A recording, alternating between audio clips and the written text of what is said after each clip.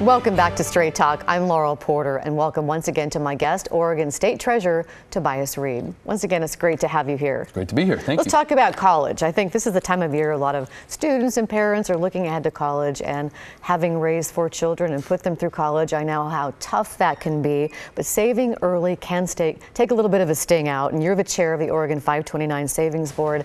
How does the college plan work? It is a great program.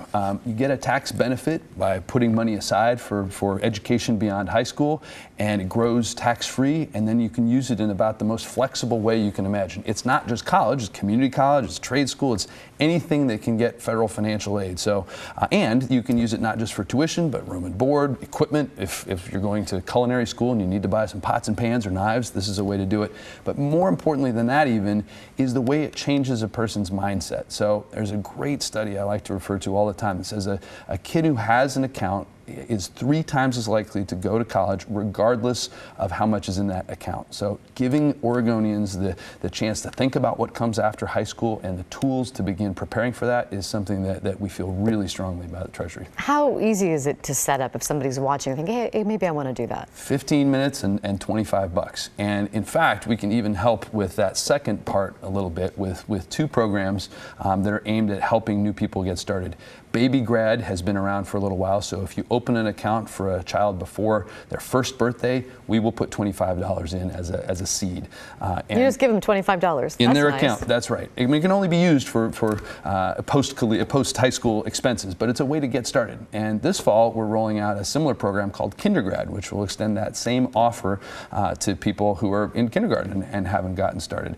And just that power, the message that we're saying as a state to every kid in Oregon that you are capable and you're worthy and we believe in you, I think that is the best kind of investment we can make. And one of the reasons that I invested in Oregon's 529 plan was the tax savings, which is nice, but also there's some changes that are going to make that even more beneficial. Tell us about that. We're really excited about the education savings credit, which the legislature passed, agreed with our proposal, which changes, this is kind of wonky, but you have a smart audience here, from a tax deduction to a tax credit. So it'll be relevant for everybody, regardless of their income. It's not just those folks who itemize their deductions. This will be a credit. So you can put money away for college, you'll get it back in the form of a larger tax refund or a smaller tax bill. So we're going to be able to go out to people who maybe don't know about the program, some who aren't thinking about what comes after high school, and say, here's a way for you to get started and use that compound interest, reduce some of the stress you might be feeling about what's going to come later.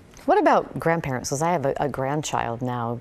Can we benefit by putting into the 529 plan? Absolutely. You can do that for any child you care about, and you will get the tax benefit whether or not it's your child that's the beneficiary. It sounds really great, but I do have to ask you about Please. managing, who's managing the money, the safeguards you have in place based on a personal story, because as I mentioned, I saved for 4 kids, and it's around 2007, 2008, around the financial crisis time. Oppenheimer was managing the funds, and I, along with thousands of other Oregonians, lost quite a bit of money. The state lost $36.6 million, or Oppenheimer did, on that fund.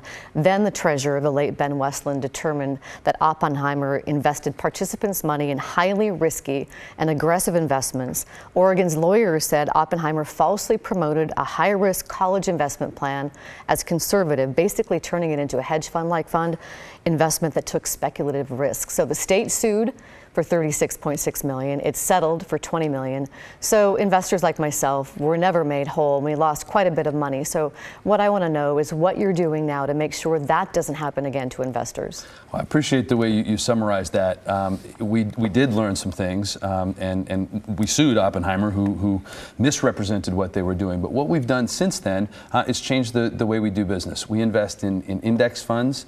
We have an independent external investment consultant who helps the board make sure that the managers are doing what they say they are doing. Our savers get a range of choices, and that's important. There's always going to be some level of investment risk. The only guarantee we can make is the FDIC insured option, which, because it's guaranteed, has a relatively lower return.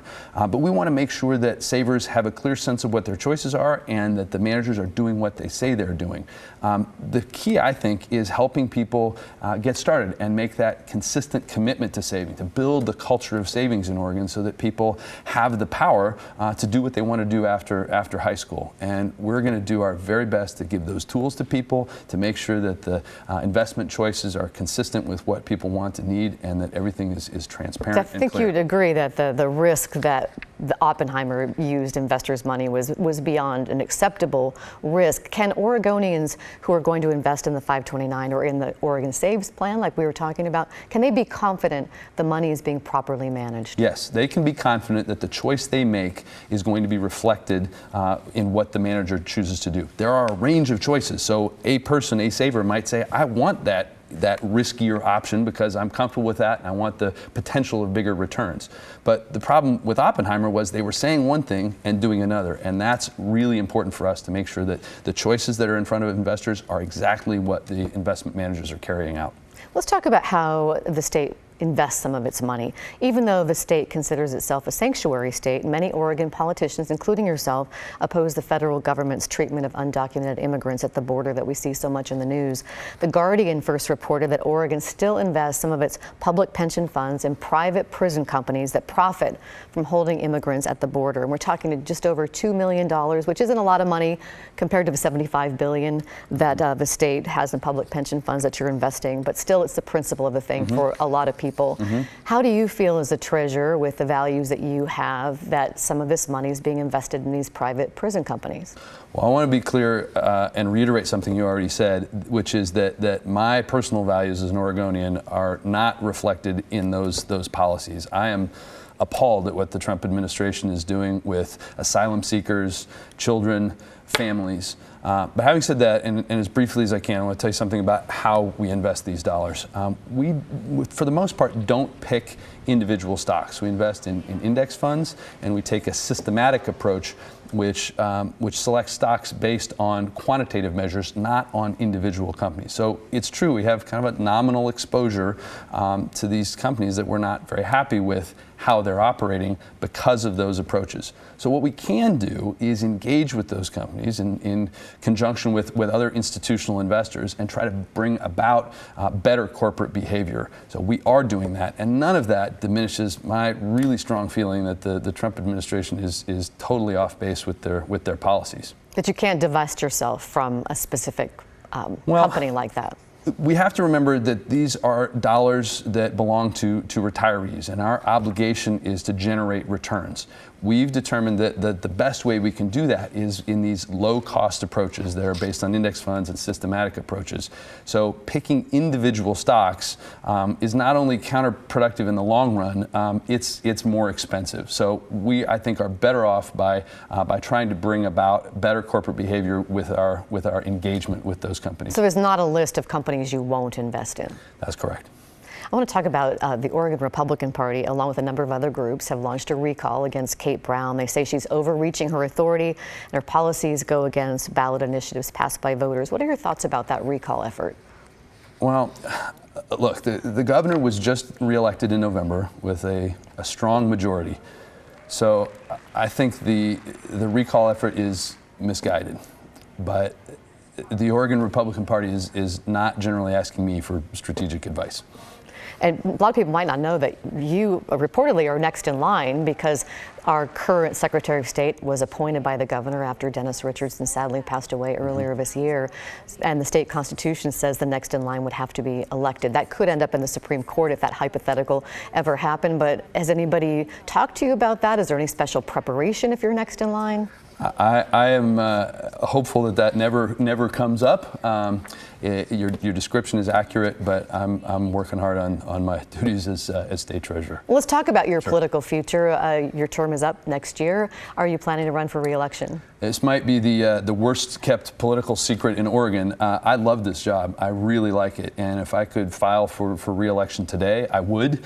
The filing period opens in September, so we'll be doing that then and have a formal announcement. But yes, I'll be running for re-election. But Kate Brown's term is up in 2022. She can't run again. It's going to be an open field. A lot of names have been bantered about: Tina Kotek, Ellen Rosenblum, Ted Wheeler, Rakaya Adams. Your name is out there.